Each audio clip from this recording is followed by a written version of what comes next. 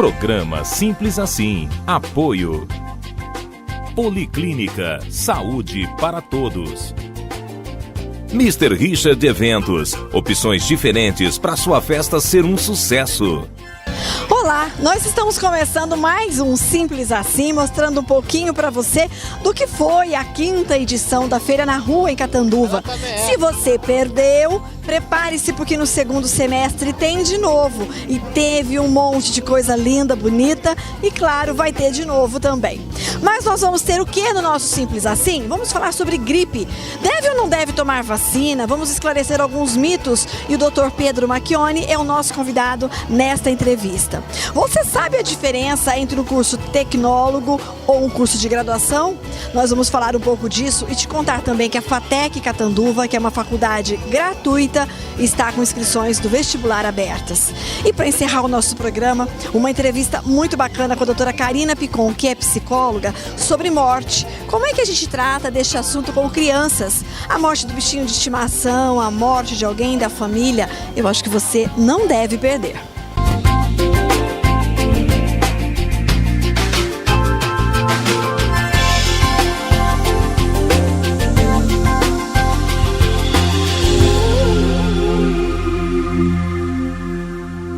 O Residencial Nova Catanduva estará pronto em breve e a JP Imóveis está oferecendo lotes comerciais no novo bairro. Terrenos a partir de 160 metros quadrados em ótima localização e com toda a infraestrutura. Reserve já o seu e garanta um grande negócio. Pagamento facilitado. O Simples Assim agora vai falar de um tema bastante delicado que nós, pais, principalmente, temos que saber como lidar com a morte, como falar com a morte com os nossos filhos. Nós viemos conversar com a doutora Karina Picon, que é psicóloga e vai nos dar algumas dicas de como tratar desse tema. Tema difícil, né, Karina? Mais uma vez, obrigada por nos receber. Eu que agradeço a oportunidade.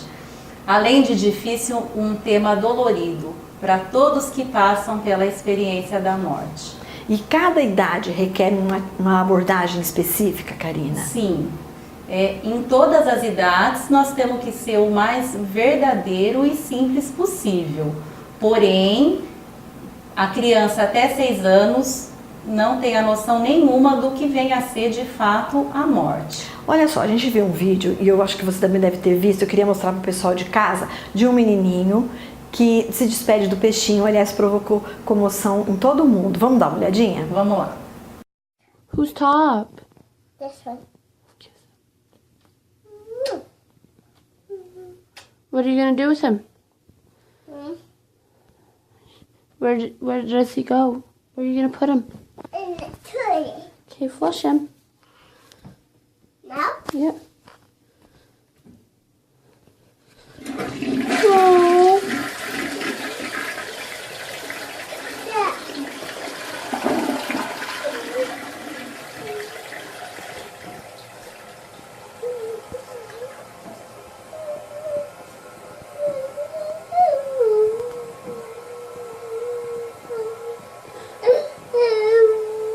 What's wrong?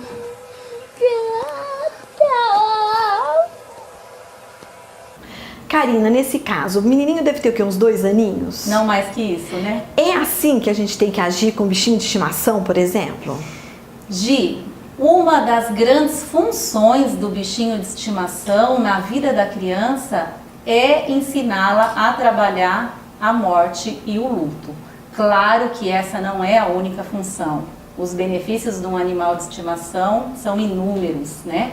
A troca afetiva, o vínculo, a companhia.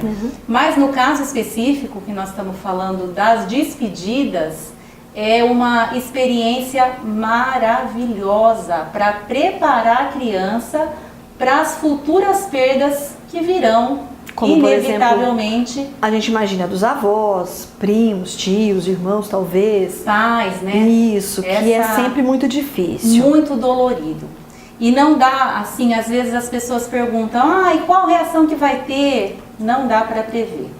Tem crianças que não querem nem falar no assunto, usam do mecanismo da negação, não reconhecem que isso aconteceu, depois ficam revoltados.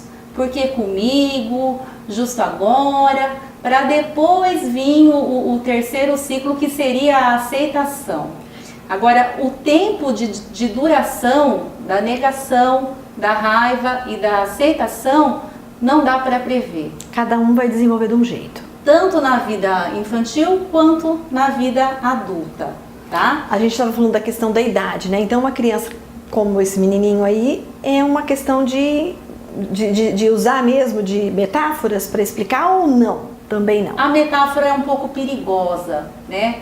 Por exemplo, se você... Foi morar no céu. Isso, aí eu tive uma criança que já questionou. Ah, então quando ele morrer no céu, ele volta para cá? Tá, aí que é complicado. Ou, o vovô foi dormir no céu para sempre. Aí quando ele acordar, ele vai vir? Tá. Então, nesse caso específico, eu não sugiro mesmo o uso da metáfora. A notícia deve ser dada por uma pessoa de confiança, com quem a criança tenha um vínculo afetivo forte, para poder, de fato, dar a notícia. Não recomendo, já tive casos também, trocou, morreu o peixinho, pôs um peixinho novo para poupar a criança da dor da perda. Não pode fazer isso, Karina. Porque nós estamos realmente dizendo que é uma oportunidade para a criança aprender a lidar com a perda.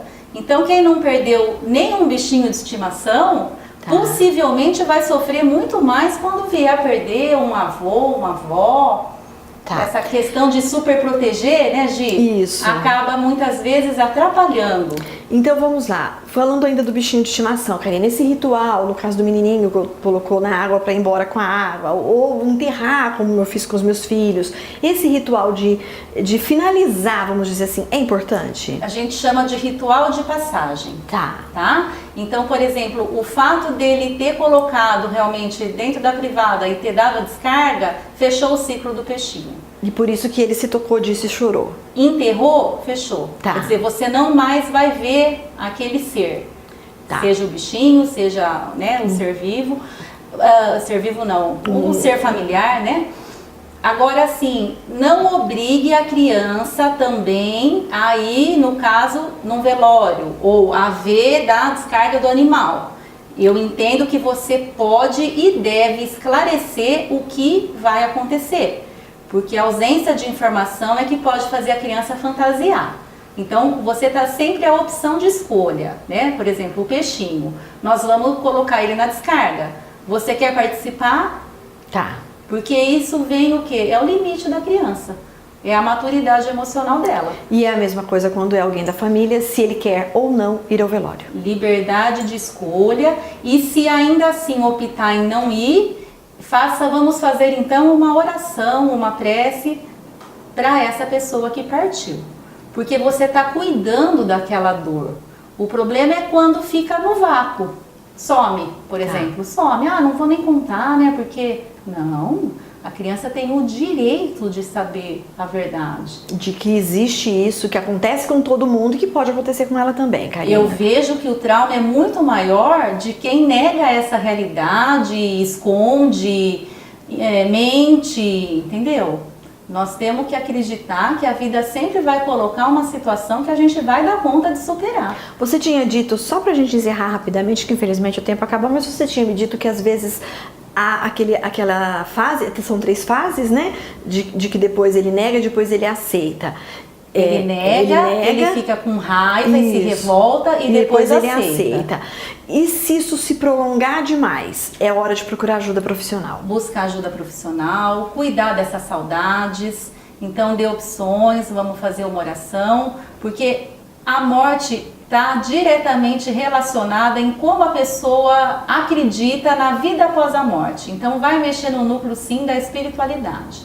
E quanto melhor estiverem preparados esses pais em relação à vida após morte, mais facilmente será passar essa realidade para os filhos. Melhor será elaborado depois pelas crianças ou pelos adolescentes. Sem dúvida nenhuma. É a hora de mexer num tema que ainda é um tabu na nossa sociedade. Ninguém gosta de bater papo sobre morte, né? Mas precisamos sim dar ferramentas para que as crianças possam se relacionar com isso de uma forma mais tranquila possível. Muitíssimo obrigada. Foi uma delícia falar com você. Eu que agradeço, Gi. Programa Simples Assim. Apoio Policlínica, saúde para todos. Mr. Richard Eventos, opções diferentes para sua festa ser um sucesso.